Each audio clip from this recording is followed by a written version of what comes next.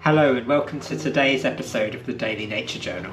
I was very excited today to see that the primroses and the snowdrops have both come out. So before they were in bud, but I hadn't seen the flowers yet.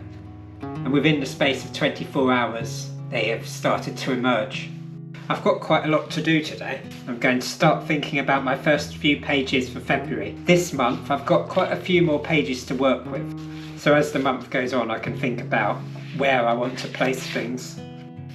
I've decided that this month I'm going to have almost like a title spread. A little bit like I've got here for the entire year, but just for February. Now I'm going to focus on my spring flowers I think, but I'm going to do it a little bit differently this time. I've decided that I'm going to use collage on these pages.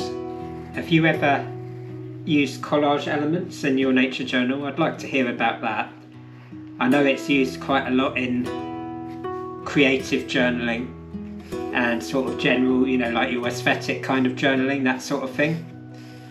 But I'm not sure how often it's been used in making nature journals. I'm already using elements of collage by putting in these sort of little bookmarks, but I want to use it for these flowers especially. So I was reading an article today about how climate change is making spring earlier and the effects that could have on all of the ecological cycles being out of sync with each other. So you can have the flowers come too early for the insects, and then there's fewer insects for the birds, and it's kind of a knock-on effect then called ecological mismatch. I'll leave the article about it in the description. It was only a BBC News article. It makes you feel a bit funny really, because you're always looking forward to spring and it's always a joy when it comes, whether it's early or not. In fact, very often, because winter can be quite hard for us, it feels like the earlier the better.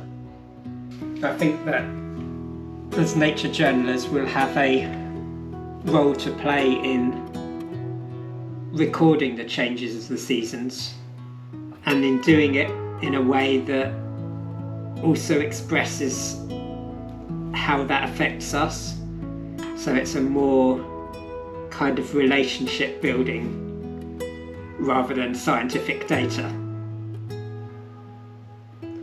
It's almost like a duty of care that we've got to say, yes, we have noticed, and yes, we do care about this.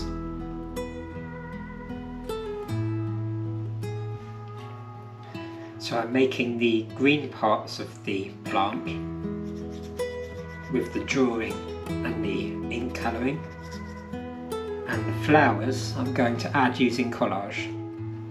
Distinctive characteristic of the primroses is their sort of bobbly leaves. So I can suggest that by adding a little layer of the darker ink over the top. Now using my willow ink, this is the ink that I made according to the recipe which you can find on the channel. If you'd like to get hold of a vial of this ink, you can come and check out my Patreon and perhaps join the Botanical Ink Club, where my handmade inks will be mailed out to you and you can try them yourself. Otherwise you can have a go at making the recipe. There'll be a new recipe for February and that will be coming up soon. I'll be making lots more videos about working with botanical inks as the year goes on, so do stick around and subscribe for those. So I'm going to stain half of this for the primrose flowers. It's made a nice light yellow that'll be perfect for the primroses. And I've also got just plain white on the top, which I'm going to use for the snowdrops.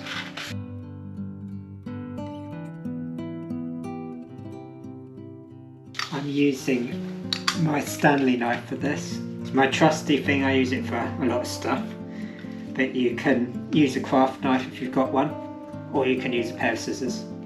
I'm still using cotton rag paper for this because I actually want it to have a soft edge as much as possible, And the nature of this paper means that it comes out quite textured when you cut it in this way.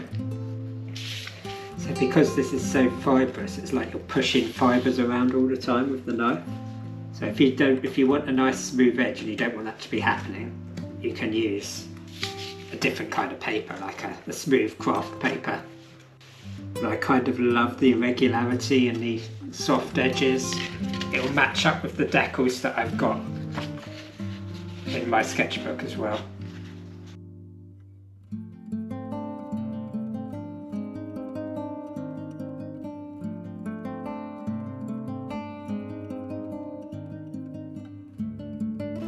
We've got the trusty EVA glue out again now.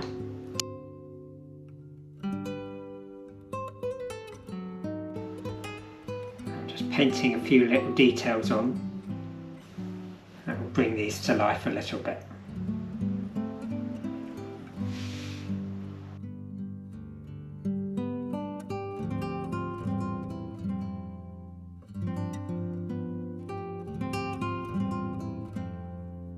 Okay, I think I'm happy with that.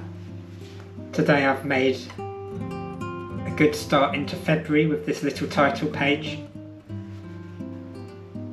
So I hope you enjoyed watching the video today. Until then, please do like the video and hit subscribe to see more nature journaling. And I'll see you in the next video.